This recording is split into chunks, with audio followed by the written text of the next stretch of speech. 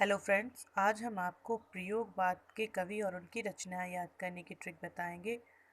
तो प्रयोगवाद का time period है 1943 से 51 और 51 के बाद नई कविता का प्रारंभ होता है। तो प्रयोगवाद और नई कविता में ज़्यादा डिफरेंस नहीं है, इसलिए हम इन दोनों को एक साथ ही याद करेंगे। तो पहले कवि हैं अज्ञे, जिनका पूरा नाम है सच्चिदानंद हीरानंद वात्स्यायन अज्ञे। इनकी रचनाएं हैं बावरा अहेरी, कितनी नाव में कितनी बार, हरी घास क्षण भर, असाध्य वीणा, इत्यलम, आंगन के पार द्वार, नदी के दीप, सागर मुद्रा, कल की बाजरे की। और इसे याद करने की ट्रिक है। तो अज्ञे जी क्या कहते हैं? अज्ञे जी कहते हैं, सुन ओ बावरा अहेरी, कितनी नाव में कितनी भी बार बैठ जाना, लेकिन हरी घास पर क्षण भर ही बैठना। ठीक है। क्यों? अगर हरी घास पर क्षण भर से ज़्यादा बैठोगे तो घास में जो कांटे वाटे होंगे वो चुभ जाएंगे, तो उससे क्या होगी? तुम्हें असाध्य वीणा होगी। और इत्यलम मतलब इतना ही कहना है मुझे, इत्यलम। ठीक है, इतनी हो गई। इसके बाद अगली है आंगन के पार द्वार, नदी के दीप, सागर मुद्रा, कलगी बाजरे की। और इन्हें याद करने की ट्रिक है।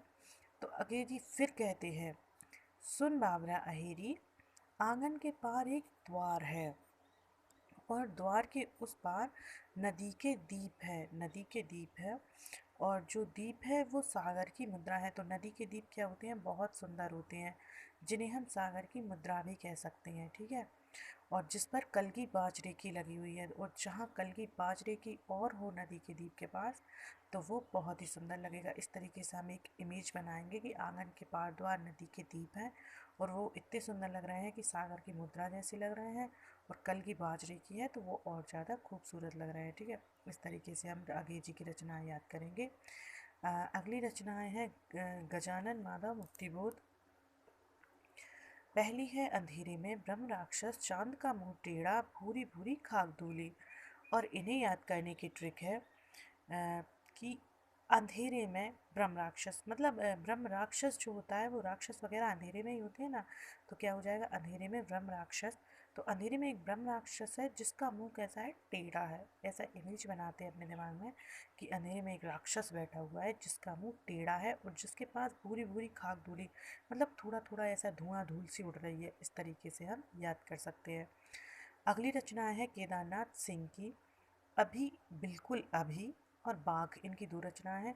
तो इसे हम इस तरीके से याद रख सकते हैं कि केदारनाथ जी कह रहे हैं, भैया अभी, बिल्कुल जस्ट जस्ट अभी मैंने एक बाघ देखा। ठीक है, अभी बिल्कुल जस्ट अभी मैंने एक बाघ देखा, ऐसा केदारनाथ जी कह रहे हैं। अगली रचनाएं हैं दुष्यंत कुमार की, और और पहली है इनकी रचना सूर्य का स्वागत, साए में धूप। तो इनकी रचनाएं याद करने की ट्रिक है कि जब हम सूर्य का स्वागत करेंगे, मतलब हम जब सूर्य का स्वागत करेंगे तभी तो हमारे साए में धूप आएगी, है ना। तो इस तरीके से याद कर सकते हैं। तो दुष्यंत कुमार जी कहते हैं, भैया सूर्य का स्वागत करो, तभी तो हमारे साए में धूप आएगी। ठीक है। अगली रचना है गिरिजा कुमार माथुर की, धूप के धान, नाश और निर्माण।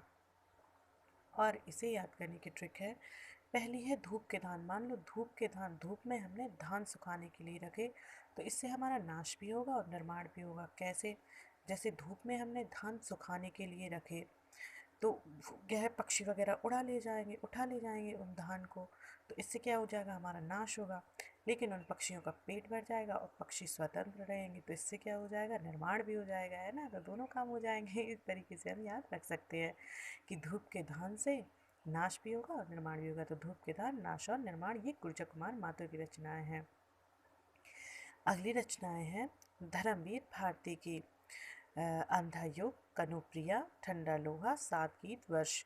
और इन्हें याद करने की ट्रिक है कि धर्मवीर भारती जो है वो, उन्होंने क्या किया? उन्होंने कनुप्रिया से कहा, भैया अंधा युग है, तो अंधा युग, कनुप्रिया, ठंडा लोहा, सात गीत वर्ष। युग अंधा है तो उन्होंने कहा कि अंधे युग में कनुप्रिया ने ठंडे लोहे के लिए सात गीत वर्ष गाए। मतलब अंधा युग था तो उन्होंने कनुप्रिया से कहा कि किसी को समझ में नहीं आ रहा है, युग अंधा है तो लोहा ठंडा है या गर्म है, इसलिए तुम एक गीत गाकर बताओ। इस तरीके से हम याद कर सकते हैं। तो अंधे युग में कनुप्रिया ने ठंडा लोहे बताने के लिए सात गीत वर्ष गाए, मतलब सात गीत वर्ष गाए। इस तरीके से हम याद कर सकते हैं। अगली रचना है भारत भूषण अग्रवाल की, और इनकी रचना है सेतु बंधन। अब सेतु बंधन मतलब है, सेतु का मतलब होता है जैसे कोई पुल का या बांध का निर्माण करना। तो अब पुल या बांध का निर्माण तो कौन करेगा? भारत के लिए भारत का ही आदमी करेगा ना कोई। तो क्या हो जाएगा? भारत के लिए भारत का आदमी, यानी भारत भूषण अग्रवाल सेतु बंधन। अगली रचनाएं हैं भवानी प्रसाद मिश्र की, खुशबू के शिलालेख, बुनी हुई रस्सी, गीत फरोश। तो ये कहते हैं जब हम खुशबू के शिलालेख पर पहुँचे तो शिलालेख क्या होते हैं? ऊपर थे। शिलाएँ कहाँ होती हैं? ऊपर थी। तो वहाँ पर एक बुनी हुई रस्सी थी, और उस बुनी हुई रस्सी को इन्होंने उठाया और ये भैया ऊपर से नीचे कूद गए गीत गाते हुए। तो ये क्या हो गए? गीत फरोश हो गए। ठीक है, इस तरीके से याद हो जाएंगे। अगली रचनाएं हैं सर्वेश्वर दयाल सक्सेना की, बांस का पुल, एक सूनी नाव, काठ की घंटियाँ। तो सक्सेना जी कहते हैं भैया एक बार मुझे एक बांस का पुल दिखा, और जब मैं उस पुल को मैंने ध्यान से देखा तो वहाँ पर एक सूनी नाव थी, और सूनी नाव के पास जब मैं पहुँचा तो मैंने जाकर देखा उससे काठ की घंटियाँ बंधी हुई थी। है ना? तो इस तरीके से हम अपने दिमाग में एक इमेज बनाकर इसे याद रख सकते हैं। अगली रचनाएं हैं कुंवर नारायण की।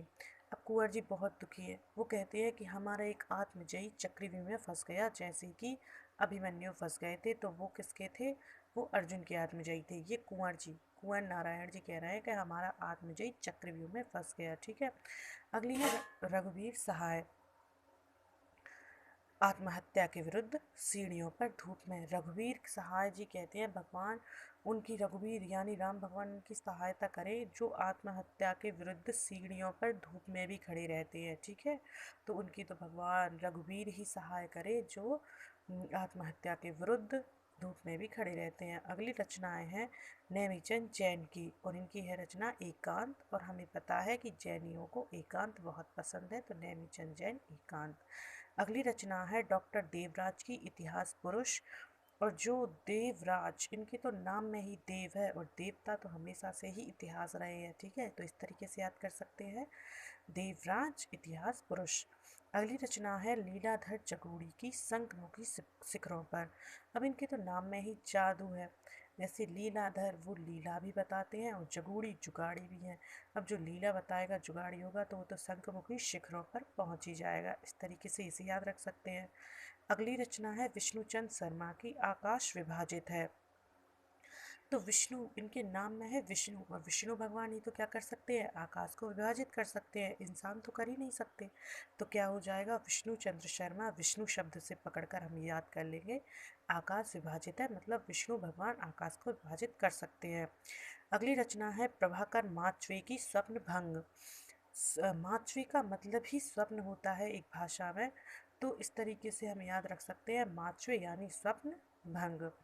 अगली रचना है नरेश मेहता की संशय की एक रात, और इसे हम याद रख सकते हैं तारक मेहता के मेहता साहब से।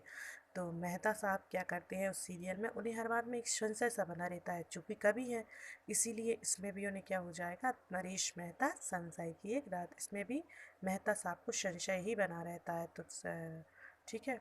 अगली रचना है वीरेंद्र कुमार जैन की अनागत की आंखें। तो हमारे वीरेंद्र भाई साहब को तो भैया अनागत की आंखें ही देखकर गुस्सा आता है। इस तरीके से इसे याद रख सकते हैं।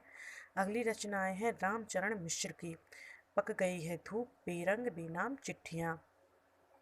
और इसे याद करने की ट्रिक है कि रामचरण जी कह रहे हैं जब मैं छत पर देखने गया कि धूप पक गई है न या नहीं पकी है, तो भैया वहाँ देखा तो मुझे बेरंग बेनाम की चिट्ठियाँ दिखी। मतलब बेरंग बेनाम चिट्ठियाँ किसी रामचरण मिश्र जी को दिखी। अगली रचना है विजेंद्र की त्रास। ठीक है, इसके अलावा कुछ और फैक्ट भी हैं जो आपको याद रखने हैं। जैसे प्रयोगवाद का आरंभ तार सप्तक से माना जाता है, जिसका अर्थ है 7 कवियों का मंडल। दूसरा है तार सप्तक का आरंभ सच्चिदानंद हीरानंद वात्स्याय अज्ञे ने किया था, और अज्ञे ने 4 तार सप्तक संपादित किए। पहला 1943 में, दूसरा 1951 में, तीसरा 1959 में, और चौथा 1979 में। अगला डॉक्टर नागेंद्र ने प्रयोगवाद को शैलीगत विद्रोह कहा।